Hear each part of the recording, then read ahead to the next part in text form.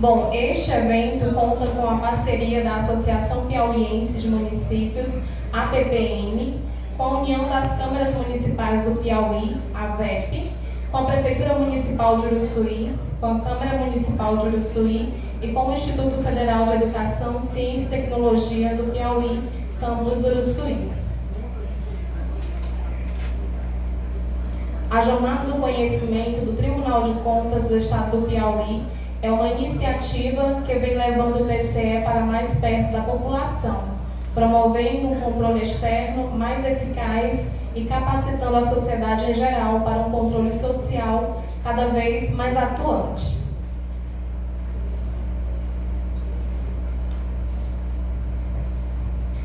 Dando início ao nosso evento, convidamos a palestrante Sandra Sobreira Soares, que é bacharel em Direito e Ciências Contábeis, especialista em auditoria pela PUC-BH e em controle externo pela UFP, e também chefe de gabinete da ouvidoria TCE Piauí. O tema da palestra é o papel da ouvidoria na gestão municipal. Bom dia. Bom dia. Eu queria primeiramente agradecer a presença de todos vocês e também saber quem é que trabalha em ouvidoria aqui, que está presente. Eu fico muito feliz porque, assim, quando a gente começou essa jornada, toda vez que eu fazia essa pergunta não tinha ninguém da ouvidoria, né, no auditório. E, assim, é muito gratificante a gente ver que a importância que vocês estão dando para a ouvidoria, né, para a implantação da ouvidoria dentro do município. E agora, eu queria falar um pouco para vocês sobre o papel da ouvidoria dentro de uma gestão pública. A ouvidoria pública, ela é responsável por traduzir na prática o controle social. O controle social, na verdade, ele é um grande guarda-chuva, onde existe a participação dos conselhos, onde existe a participação do cidadão, das representações de classe. Tem alguém de conselho aqui? Conselho da Educação, Conselho da Saúde? Sim. Excelente, olha, vocês têm um papel muito importante dentro da ouvidoria, né? A trabalhar em conjunto com a ouvidoria. E aí também a gente percebe que esse trabalho de forma engajada na responsabilidade social, ele fomenta muito a participação da sociedade, levando uma gestão mais eficiente. Vocês viram que o conselheiro Kleber ontem falou muito de resultado. E esse resultado é exatamente a eficiência de uma gestão pública. E a ouvidoria, é um espaço que acolhe e faz repercutir a voz do cidadão. Sintetizando, a ouvidoria, na verdade, é um elo de ligação entre o cidadão e o setor público, fazendo com que esse elo traga uma qualidade maior na gestão pública. Antigamente, no início do ouvidor, eu queria só contextualizar um pouco vocês, começou em 1449 com o papel de um ouvidor que era chamado de ombudsman. Era aquele cara que ele vivia, olha como era a caricatura dele. Ele sentava em cima de vários processos e ele olhava o povo de cima para baixo. Quando hoje, na verdade, a gente entende que o papel da ouvidoria passou totalmente, hoje é bem diferente disso. E a primeira ouvidoria do Brasil foi criada em Curitiba em 1986. Qualquer pessoa pode trabalhar dentro de uma unidade de ouvidoria. A gente tem que ter muito cuidado, principalmente com os valores de um ouvidor e as virtudes de um ouvidor. E a gente chama de soft skills exatamente porque são as habilidades que precisam existir. Os valores, a gente percebe que tem que ter um senso de liderança, um trabalho em equipe, tem que ser um trabalho proativo, né? A gente sabe que a ouvidoria é é um trabalho que é muito pedagógico também e preventivo dentro de uma gestão pública, dentro de uma gestão municipal. A proatividade, a comunicação, a capacidade de análise, a criatividade, a concentração e a oratória. Quais são as virtudes que um ouvidor precisa ter? Autonomia, gestão do tempo, resolução de conflitos, flexibilidade, tem que ter um pensamento crítico. Para quê? Para analisar exatamente o que é as demandas que chegam. A gente sabe que nem tudo que chega é de fato real. Mas também a gente sabe que muita coisa condiz com uma realidade. Então a gente tem que ter esse pensamento crítico para poder analisar. Um planejamento e uma motivação. Aqui eu trouxe para vocês alguns aspectos jurídicos que qualquer pessoa que trabalhe numa unidade de ouvidoria precisa saber. Eu não vou me deter em todos, mas eu queria colocar essa lei aqui, ó, 13.460. Essa lei é de 2017, ela tem vários projetos, né, para reformular essa lei em alguns sentidos. Essa lei 13.460, ela fala exatamente quais são as atribuições de uma ouvidoria, qual a competência, quem é que pode ser ouvidor, quais são as demandas dentro de uma ouvidoria. Então, assim, essa lei é imprescindível para que a gente entenda realmente qual é o papel de uma ouvidoria dentro de uma gestão municipal. Outro também que eu queria falar um pouco sobre a instrução normativa. O Tribunal de Contas, em 2013, ele existiu uma instrução normativa onde ele incentiva a implantação das ouvidorias nos municípios. E a gente sabe como é importante esse trabalho da ouvidoria no município, juntamente com o Tribunal de Contas. Para vocês terem uma ideia da importância de uma ouvidoria no município, dos 224 municípios do estado do Piauí, apenas 65 possuem ouvidoria. E aí, assim, hoje a gente se depara com apenas 29% do nosso estado com ouvidoria municipal. E assim, como a gente é carente, né, desse setor, principalmente o gestor público, tendo como a ouvidoria como órgão de controle também, como instrumento de controle. Por quê? Porque a ouvidoria é onde chegam todas as demandas da população. E aí eu, como gestor público, eu vou ter um termômetro de saber se eu estou caminhando por um lugar certo ou não. E reformular a rota. Então, quem vai me dar esse termômetro é o cidadão que está dentro de uma escola, é o cidadão que está dentro de um posto de saúde, é o cidadão que está dentro de uma obra. Então, assim, a ouvidoria é esse termômetro que o gestor público precisa. E aí, assim, a importância de uma ouvidoria, como eu já falei, a melhoria na qualidade dos serviços, o controle interno e externo aprimorados, ele é uma ferramenta para auxiliar o controle interno e externo dentro de uma gestão. E a participação e engajamento comunitário. A medição e resolução de conflitos. Hoje, quem trabalha na ouvidoria, a gente tem que trabalhar muito com mediação de conflitos. Porque, assim, quando uma pessoa chega dentro de uma ouvidoria para informar uma demanda, a gente tem que entender, a gente primeiro tem que ter uma empatia com aquilo que ele está falando, se colocar no lugar dele, porque muitas vezes é uma dor que ele traz, né? Ele traz essa dor. E a gente tem que se colocar no lugar dele para entender o que é que de fato está acontecendo. E a gente tem que realmente, dentro de uma gestão municipal, existe essa mediação do conflito, porque o ouvidor está ligado diretamente ao gestor. Então, quando o cidadão chega para um setor de ouvidoria para fazer uma determinada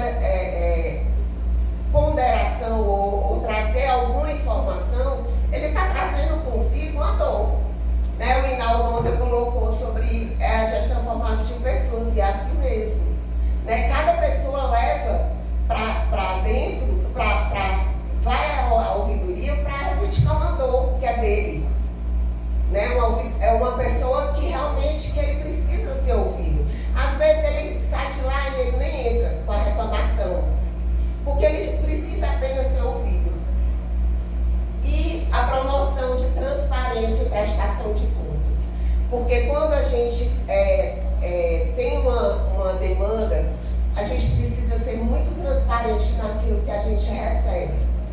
E, inclusive, passar um feedback para a pessoa.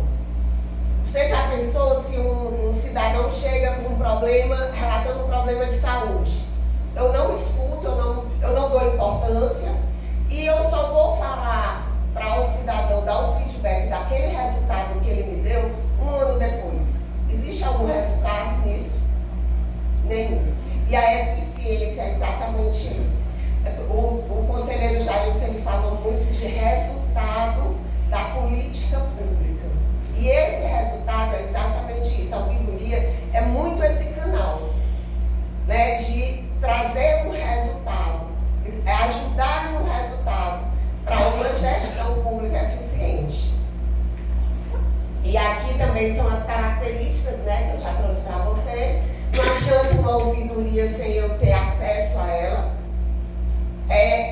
Não pode existir essa ouvidoria sem que eu consiga trazer. Eu não posso, que você não entra.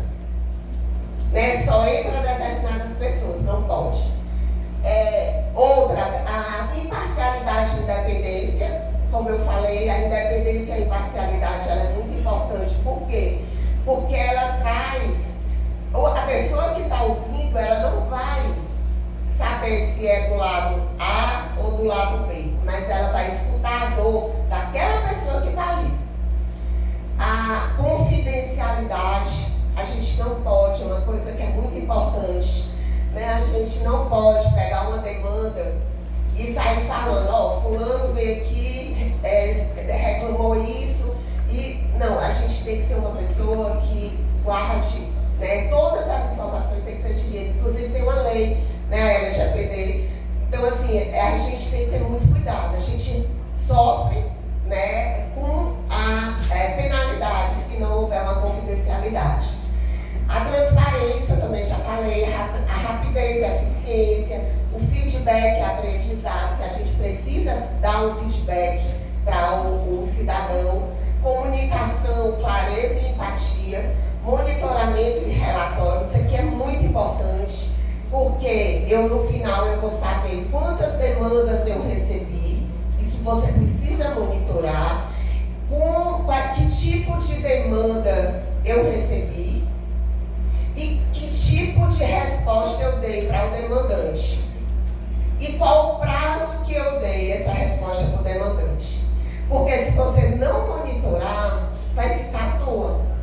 Como é que você vai chegar para o seu gestor e dizer, olha, eu recebi demandas, tá? No final do ano, ou de 3 em 3 meses, ou de 6 em 6 meses, o gestor precisa ter esse termômetro. Quais os tipos de demanda que eu recebi?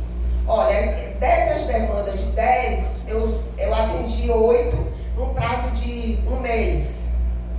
Então a gente tem que ter muito cuidado, porque não adianta só receber e só dar feedback sem a gente monitorar essas demandas. E a responsabilidade. E aí, ontem, eu achei muito interessante o doutor Marcos, ele falou, quem estava aqui ontem, ele viu, quando ele começou a palestra dele, ele falou sobre o quê? Sobre ética. E eu disse, é exatamente isso que eu sempre coloco quando eu vou para as jornadas do conhecimento.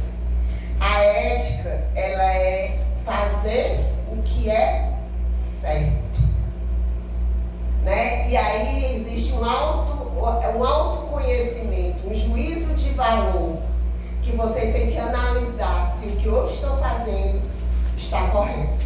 E aí muitos livros, muitas pessoas falam em ética. E aí eu queria trazer para vocês sobre a transparência que eu já falei e a justiça, mas eu queria me deter mais na ética. Eu queria trazer 2 vídeos para vocês que retratam muito bem o que é uma ética. O que é a ética? Coloca primeiro aquele do futebol.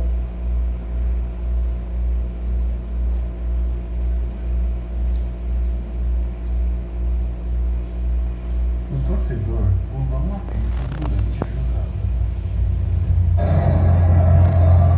O jogador se confunde. Recebida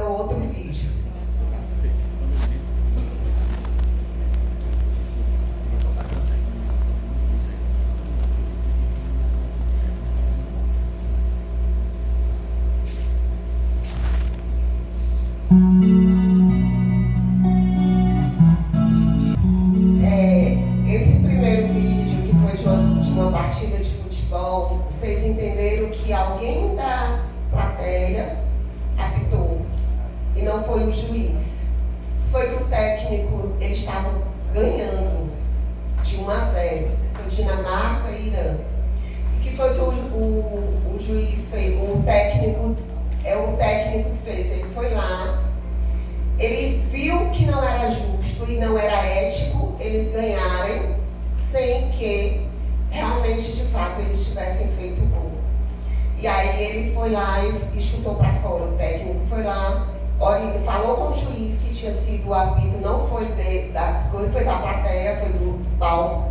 E aí ele deu o ponto, eles ganharam.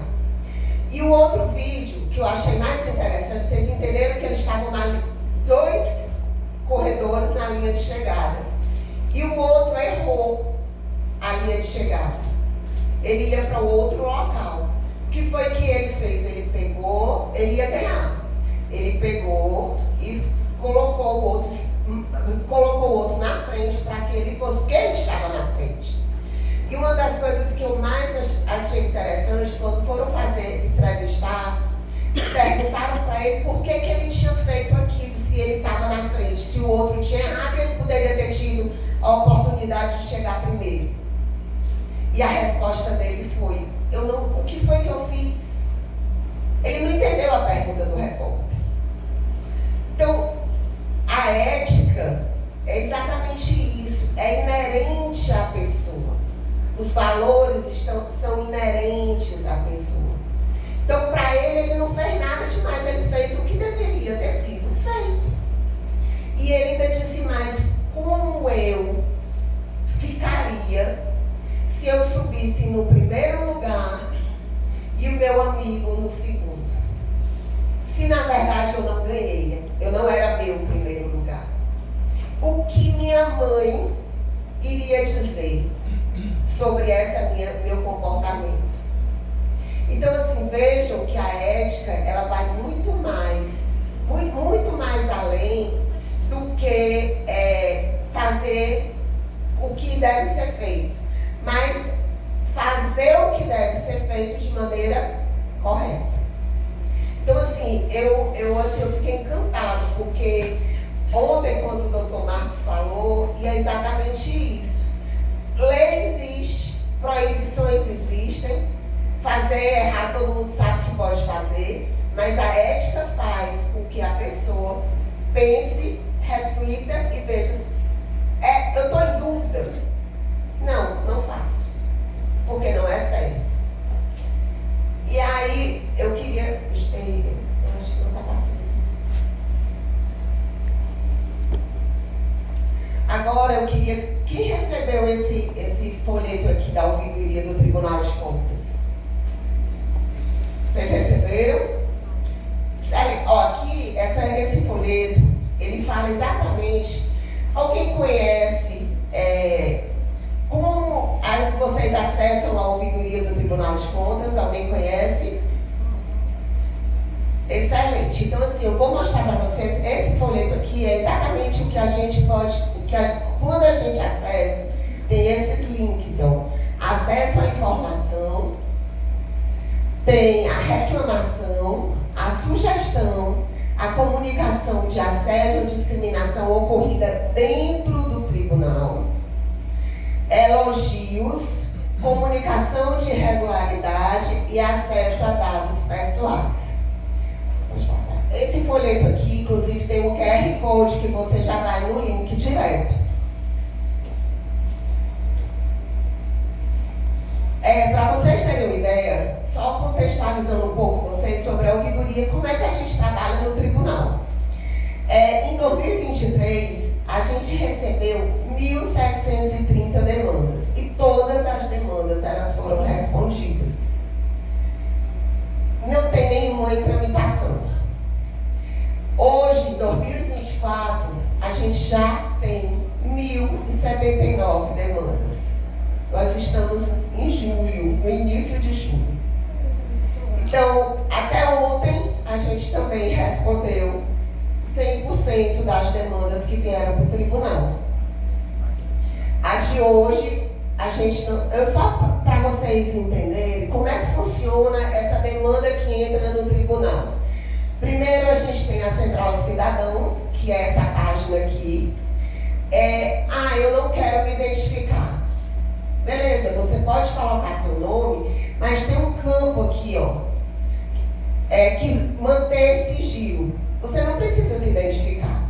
Nesse caso aqui eu trouxe um caso concreto, né? Nesse caso aqui foi um vício no edital de licitação e a gente logo depois mandou um e-mail para a comissão de licitação desse município.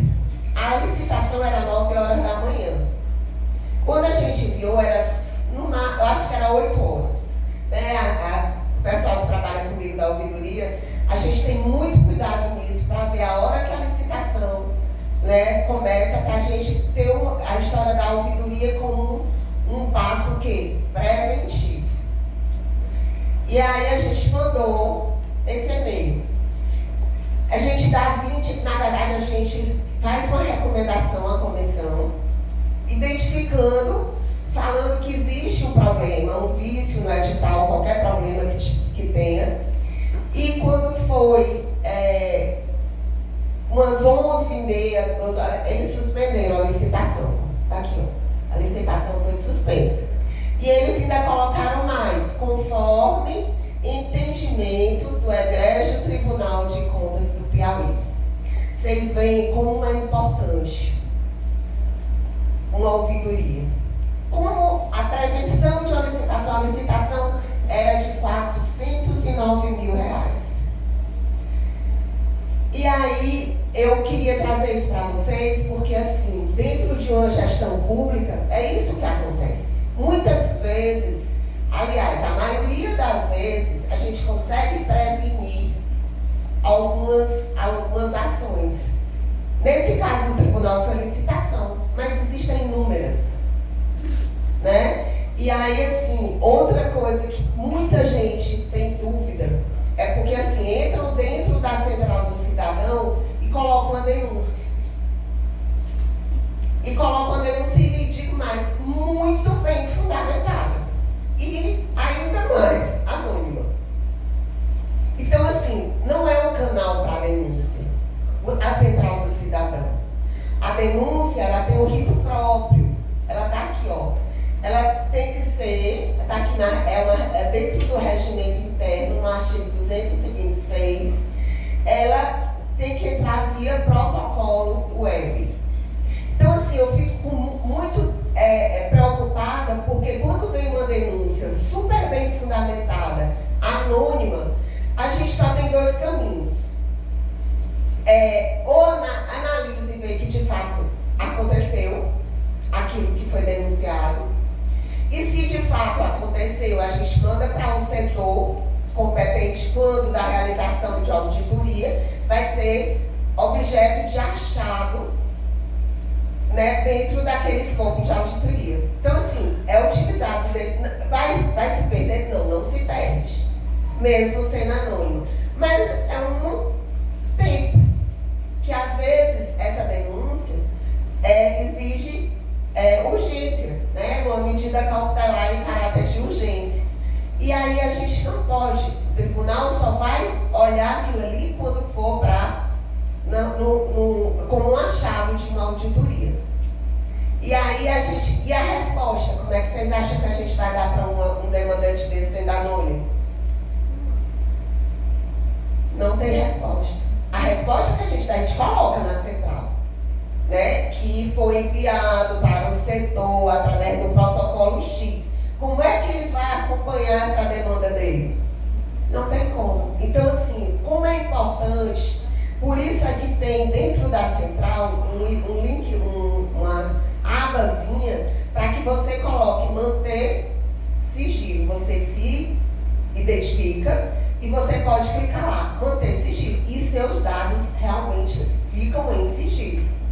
Em nenhum momento, inclusive até para a gente responder, a gente não coloca nenhum nome. Por quê? Porque alguém pode entrar numa central, a pessoa demandante que entrou, a gente nem coloca. Por quê? Porque a gente tem esse cuidado dentro do tribunal. E aí, só para finalizar, diante de tudo isso que eu coloquei para vocês, um setor de ouvidoria, ele tem que ter uma pessoa que sinta, né, uma empatia, aquela coisa que eu coloquei para você. Eu me coloco no lugar do outro, eu sinto a dor do outro e eu vou atrás daquilo que ele me diz. Eu escuto. Ele precisa ser uma pessoa que tenha valores e habilidades. Primeiro slide que eu coloquei. E os valores é exatamente a história da ética. É fazer o que é certo. Precisa enxergar as demandas. Porque a gente sabe que muitas vezes é muito mais difícil a gente entender que aquilo existe. E eu ir atrás, e eu entender que para o meu gestor, ele enxergar essa demanda é um diferencial. E escutar de forma eficaz. Porque quando a gente escuta, a gente fortalece relacionamentos com a sociedade. Eu não sei se vocês já tiveram a sensação de falar com alguém e a pessoa faz de conta que não está me ouvindo. Isso é terrível. Agora imagine isso numa relação interpessoal, imagine numa relação de cidadão e dentro de uma ouvidoria. Como é que ele vai sair de lá, esse cidadão? E transformar a voz da sociedade em realidade. Por quê? Porque a realidade, a voz do cidadão, ela é muito importante. Ela traz dores, ela traz demandas que são importantes dentro da gestão pública para um bom resultado da política pública. E aí eu queria deixar uma frase para vocês como reflexão. Quando uma escuta legítima, ela fortalece a possibilidade de continuar acreditando no poder da voz. Muito obrigada. Aí estão os contatos da ouvidoria. Meu e-mail, os telefones da ouvidoria e o e-mail da ouvidoria. Muito obrigada. Cobra choca, a lente nervosa do município de Uruçuí.